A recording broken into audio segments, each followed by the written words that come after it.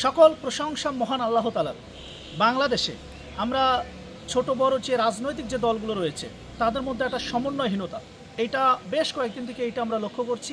প্রত্যেক দিন বিভিন্ন নিউজ, বিভিন্ন গণমাধ্যমে তাদের যে সমন্বয়হীনতা, যে ঐক্যহীনতা, এটা কিন্তু বিভিন্ন কথার মাধ্যমে, বিভিন্ন কাজের মাধ্যমে কিন্তু এটা প্রকাশ পাচ্ছে, জনগণের সামনে কিন্তু এটা আসছে। অথচ 5 তারিখের আগ মুহূর্ত পর্যন্ত বাংলাদেশে যারা গণতন্ত্রকামী মানুষ, এমনকি গণতন্ত্রকামী যে রাজনৈতিক দলগুলো রয়েছে, সবাই কিন্তু একটা দাবি নিয়ে, এই গণতন্ত্র বা একটা সুষ্ঠু নির্বাচন, এই দাবি নিয়েই কিন্তু প্রায় 15 বছর ফ্যাসিজমের বিরুদ্ধে বা একজন ফ্যাসিস্টের বিরুদ্ধে কিন্তু লড়েছে, অনেকে জীবন দিয়েছে, বিভিন্নভাবেই কিন্তু নির্যাতিত হয়েছে। এখন কথা হচ্ছে বর্তমানে বাংলাদেশে এই সমস্যাটা কেন?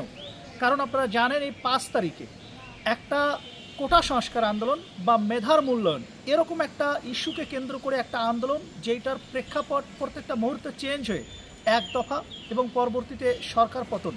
আপনারা জানেন স্বৈরাচার পতন হয়েছে এবং বর্তমান সময়ে এসে যেটা আমরা দেখছি, এই 15 বছর যে আন্দোলনটা বাংলাদেশের গণতন্ত্রকামী মানুষ যারা করেছে বা যে দলগুলো করেছে, একটা সুষ্ঠু নির্বাচনের মাধ্যমে গণতন্ত্র ফিরিয়ে আনা বা বাংলাদেশের মানুষকে, যাদেরকে নির্বাচন থেকে একেবারে দূরে সরে দেওয়া হয়েছিল, যাদের বাংলাদেশ থেকে এক ধরনের সুষ্ঠু নির্বাচন যেভাবে হরণ করে নেওয়া হয়েছিল, এই নির্বাচনী ব্যবস্থাকে ফিরিয়ে আনবার যে একটা চেষ্টা ছিল গত 15 বছর, এই বিষয়টা নিয়ে কিন্তু কেউ কোনো কথাই বলছে না। অথচ আপনারা দেখেন, বিএনপি যখন নির্বাচন চায়, বিএনপি নির্বাচন চাবে, এটাই তো স্বাভাবিক, কারণ বিএনপি একটা নির্বাচনমুখী দল। কারণ বাংলাদেশের মানুষ গত 15 বছর ভোটাধিকার প্রয়োগ করতে পারে নাই কোনো ক্ষেত্রে। প্রত্যেকটা জায়গায়, প্রতিষ্ঠান থেকে শুরু করে সব জায়গা, বাংলাদেশকে একটা ফ্যাসিজমের আবরণের মধ্যে রাখা হয়েছিল, যেখানে সুষ্ঠু নির্বাচন ছিল না, মানুষ ভোটাধিকার প্রয়োগ করতে পারে নাই। এই ভোটাধিকার এবং সুষ্ঠু একটা নির্বাচনের জন্য বিএনপি প্রায় 15 বছর যেভাবে নির্যাতিত হয়েছে, যেভাবে অনেকেই হত্যার শিকার হয়েছে, অনেকেই বাংলাদেশ থেকে বিতাড়িত করে দেওয়া হয়েছে, নির্বাসনে গিয়েছে। এইভাবে নির্যাতিত হওয়ার পর বিএনপি এখন এসে তারা তো নির্বাচন চাবে, এটা তো নতুন কিছু না। বিএনপি একটা সুষ্ঠু নির্বাচন চায়। বিএনপি কখনোই কিন্তু বলছে না যে আমরা ক্ষমতা চাই। বিএনপি কখনো ক্ষমতা চায় না বা ক্ষমতায় থাকতেও চাচ্ছে না। বিএনপি সবসময় চাচ্ছে একটা সুষ্ঠু নির্বাচন, একটা সুষ্ঠু নির্বাচনের মাধ্যমে গণতন্ত্র ফিরিয়ে আনা। নির্বাচনের মাধ্যমে জনগণ ঠিক করবে ক্ষমতায় কে আসবে, কে থাকবে। এখন কথা হচ্ছে, এই জায়গায় বর্তমান যারা দায়িত্ব রয়েছে, নির্বাচনের ব্যাপারে এতটা উদাসীন কেন?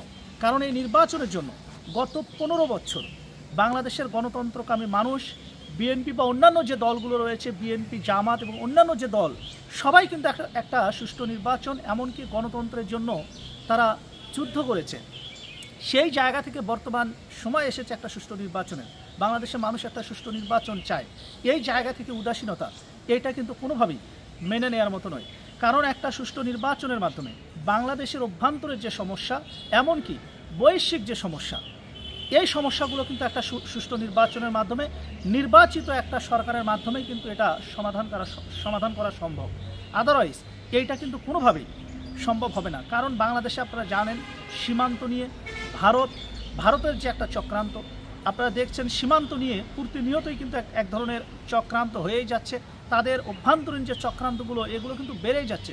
সুতরাং আমি মনে করি যে বাংলাদেশে অতি তাড়াতাড়ি একটা সুষ্ঠু একটা নির্বাচন হওয়া দরকার। একটা সুষ্ঠু নির্বাচনের মাধ্যমে একটা নির্বাচিত সরকার আসলে দেখা যাবে বাংলাদেশে অভ্যন্তরীণ যে সমস্যাগুলো রয়েছে, রাজনৈতিক যে সমস্যাগুলো রয়েছে, এবং প্রত্যেকটা ক্ষেত্রে আপনারা দেখছেন, ব্যবসা থেকে শুরু করে পরিবহন, বাজার, হাট বাজার, নিত্য প্রয়োজনীয় জিনিসের যে একটা চড়াও মূল্য, প্রতিনিয়ত দামের যে একটা অসম প্রতিযোগিতা বেড়েই চলছে, মানুষের যে একটা নাবিশ্বাস, এগুলো সুষ্ঠু একটা নির্বাচনের মাধ্যমে একটা নির্বাচিত সরকার ছাড়া কোনোভাবেই কিন্তু এগুলো সমাধান করা সম্ভব নয়। তাই আমি মনে করি বাংলাদেশে অতি দ্রুত একটা সুষ্ঠু নির্বাচন হওয়া দরকার। ভালো থাকবেন, সুস্থ থাকবেন, আল্লাহ হাফেজ।